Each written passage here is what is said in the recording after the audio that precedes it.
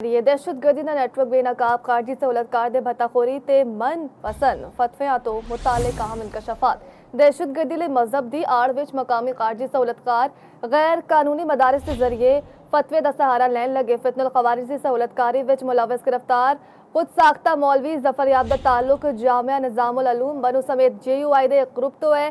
गिरफ्तार खारजी सहूलतकार दे इंकशाफात दे बाद गैर कानूनी मदारिस नू नैशनल एक्शन प्लान के तहत DGRE दे दायराकार विच लियाना नागुज़ीर हो गया।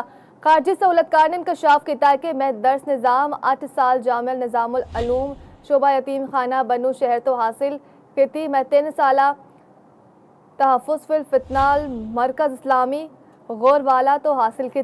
खारजी सहूलतकार ने तराफ किया कि वो खारजी कमांडर हिकमत रोशान दा सरगर्म साथी ते गुल बहार दा शोरा दा रुकन रहा है। खारजी कमांडर जहाद दे नाम ते भत्ताखोरी सरमायादारां नू धमकाण लई मुझ तो गैर शरई फतवे हासिल करते सन। इस उत्ते मजीद गल करन लई साडे नाल मौजूद है सीनियर तजज़ियाकार खालिद रसूल साहब। जी सर, अहम इंकशाफ हुआ है फितनुल खवारिज की जानिब तो। जी बिल्कुल, ये जी जो तुसी खबर चला भी रहे हो, बुनियादी तौर पर देखो जी, ये मसाइल है ने साडी सोसाइटी दे विच और काफ़ी देर दे लोकां दी नज़र च ने और इहदी जिहड़ी संगीनी है उहदा इदराक नहीं किया गया। तुहानूं याद होगा कि अज तो 13-14 साल पहले जो है ना, वो एक नैशनल एक्शन प्लान बनाया गया सी, उहदे 20 पॉइंट्स सन।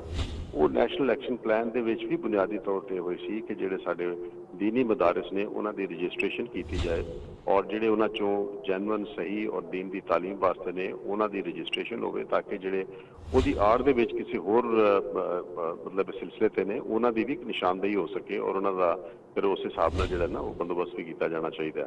अनफॉर्चुनेटली वो नैशनल एक्शन प्लान पर भी कुछ ज़्यादा अमल नहीं होया और कुछ उस तो बाद एक साड़ी जी आपस की तकसीम है और खींचातानी है और एक दूसरे से इल्ज़ामबाजी है, उन्हें इस मसले को अगे नहीं लैके गए। लेकिन यस, ये मसला है और ख़ास तौर पर मसला उन्होंने इलाकों के ज़्यादा है जिथे मतलब तशद्दुद पसंदी ज़्यादा है या वो मेन स्ट्रीम के अजला या वो इलाके नहीं हैं। उत्थे फिर एक लोग जोड़े ने वो फिर आड़ लै लेंगे ने मजहब की या फिर इस किस्म के होर जो कोई एथनिसिटी के मसाइल होंगे ने उसका सहारा लै देंगे ने। तो लिहाजा ये चीज़ जी ना, ये अगर दोबारा सरफेस पर आई है तो मेरे ख्याल में पूरी कौम को एक तवज्जो देने की लोड़ है। और ये वो नैशनल एक्शन प्लान जिते उस वेले की सारी सियासी पार्टियां और इस्टैबलिशमेंट और सारे लोगों का इतफाक सी, मेरा ख्याल है कि सानू उस बुनियाद की तरफ जाना चाहिए। ये अज जो सारी तफसील दसी है और जो सारे इंकशाफात ने ये उस चीज़ की तस्दीक करते हैं कि असी उस मसले को हल नहीं किया। नतीजा ये है कि अज 13-14 साल बाद ये मसला दोबारा उभर के साढ़े सामने आ गया। जी ठीक है, खालिद रसूल सीनियर तजज़ियाकार, तुहाडे वक्त का बहुत शुक्रिया।